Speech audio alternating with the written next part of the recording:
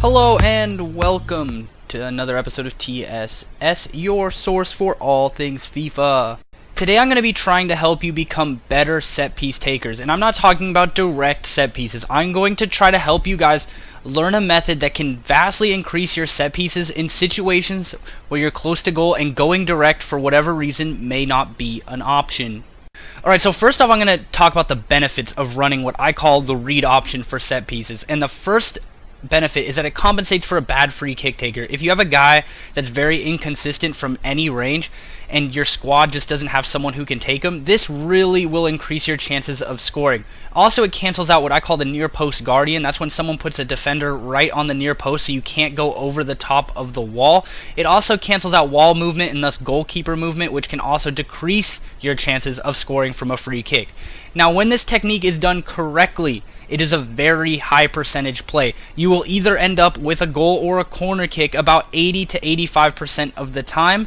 I'd say I score about 40% of the time from this, and a lot of the time it's just a corner. It's important to note, however, if you do completely mess it up, you are vulnerable on the counter, so you do have to pay attention and be very aware when you run this play. So first off, of course, in order to run a read option, you have to be able to read the situation. So step one is to analyze, and you have to recognize, are you in the right range? I suggest to do this only about 18 to 30 yards out, otherwise it doesn't exactly have the same effect. Has the wall moved? Has the goalkeeper moved? Is there a near post defender? These are all situations that would make it more likely for you to just go direct, because you'll have a good chance of scoring if your opponent isn't doing any of that.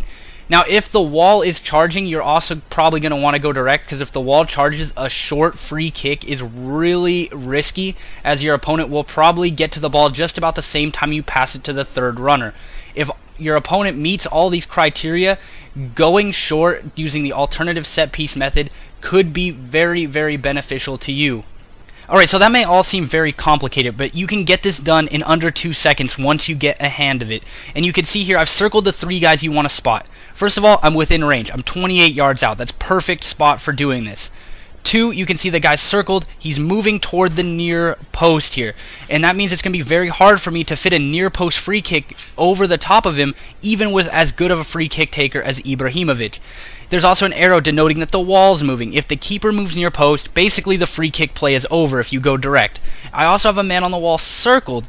Now, if that guy looks like he's going to charge, I may want to go over the top of him. Now, you might be saying, if he's charging and the keeper moves, then the set piece is dead either way. But if you do this quick enough, nobody in the game can move all 3 pieces at the same time. And you can do this so quickly that there's really no chance for your opponent to react. You can either go direct or short in very short amount of time. And now, because my opponent has met all of the criteria for running this read option, I'm gonna go ahead and play it short. This leads me to step 2, and that is to act quickly and act decisively. You're going to want to hold left trigger. That calls a second free kick taker. You're going to want to, as soon as you press left trigger, you are going to be running this short play as quick as possible. If you wait too long, your opponent's going to know you're going to take it short, and that's perhaps the biggest mistake people make when trying to go for a short free kick. The quicker you go, the less time your opponent has to react. Then you're going to want to use the pass button to pass to a third runner. Most people ignore this fact that there is a guy 10 yards behind and 10 yards often goal side, and normally it's a very good shooter. And this will be the actual guy taking the shot. Now, once you're in control of him, it's just like a normal run of the play moment, except your opponent's wall isn't going to be moving. So there's 4 players out of the equation completely. Take 1 to 3 touches, getting as close as you can to the goal, and have a shot. I prefer a power shot aimed to the corners, because that really decreases the chances of having your shot blocked. And it also basically means it's either going to be a goal or a corner kick, because the keeper's going to save it. So here it is in action. I'm going to earn that foul about 28 yards out, a little bit off center here. And you can see how quickly you're going to have to read this. You see him moving. Made the decision within 2 seconds. Cavani is shooting, aiming for the far post. So as you can see here, I play that ball off short. He has acres of space. I probably could have taken a touch or 2 closer, but I just decide to have it, and that's gonna tie the game there. But here we go one more time. You can see that if I had waited, in all likelihood, the guy that was covering the near post would get there before Ibra finishes his run-up. So really the short free kick was the highest percentage opportunity I would have, and of course it results in a goal. And again, if done correctly, about 90% of the time you will at least get a corner kick. About 40% of the time you're gonna score, which makes this a very high percentage play. Alright, so here's some tips for how to make this an even more efficient method, and that is the faster the better. Read the situation as quickly as you can, especially when you press left trigger. I think this is where a lot of players go wrong when they attempt a short free kick. As soon as you press left trigger, you need to go, because as soon as you do, your opponent's going to recognize that the short ball is an option, which greatly decreases the chances that you're going to catch him off guard. Also, you have to know when it's better to go direct. If a guy like Lom is on the near post, you still might be able to fit it over him with a lot of confidence. But then again, if a guy like Hummels is on the wall, you're probably not going to be able to fit it over the top of him. Step 3 is to know your players. Know who's going to be taking that shot so you can adjust. Sometimes, for me, Bale is taking it. That left foot can really throw you off if you're not prepared and you don't know who's going to be taking that third runner shot. And then step 4 is to aim for the corners.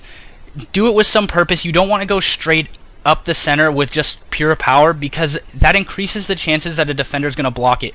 And that's really the only time this set piece really struggles, is if you get caught on the counter because your shot gets blocked dead center, because that can really start a counterattack. So aim for the corners.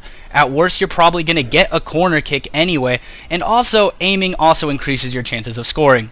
Alright, so as always, if you found this at all interesting or helpful, like and subscribe. If you thought it was interesting or particularly good, you can share it. I'm on Twitch at the Saintly Sounder. I do try to demo some of the techniques I talk about in all of my videos quite frequently. I'm also on Twitter at the Red Death 329, so you don't miss any Twitch announcements or any important announcements I have regarding to the channel. Until next time, see you on the pitch.